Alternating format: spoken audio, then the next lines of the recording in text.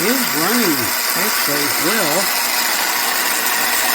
and it is smoking. Question is, how do I get the smoke through the tube to the front? I think the problem with causing it not to run well on the layout is back here.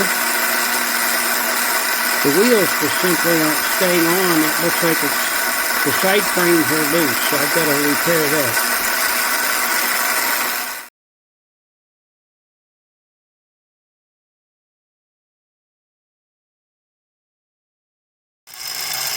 Okay, smoke is coming out the funnel.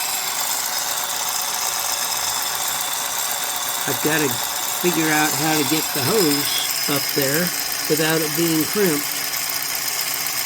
But I will get smoke when I get that worked out. Yeah, she's running better. Hi, Devonna.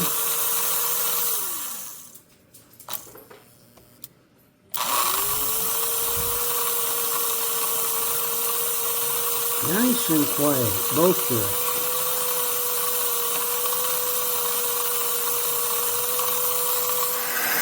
There we go, running nicely. Not a lot of smoke, but I've got better smoke fluid to put in there. But that is smoke out of the stack.